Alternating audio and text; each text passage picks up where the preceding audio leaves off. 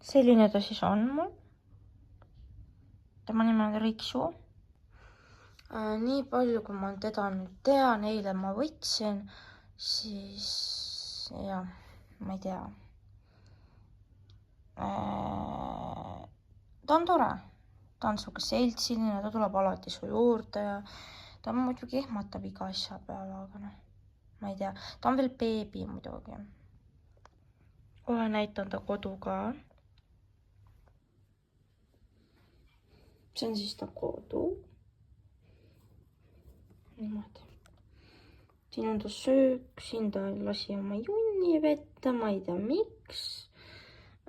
Seal on, noh, siin on ta pesa, seal, ta on seal all umbes selle kaana all, ta vahepeal magab peal ka, aga see on harva.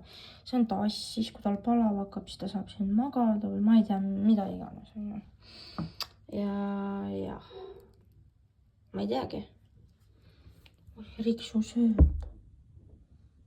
Mida sa sööd? Ma segan siin.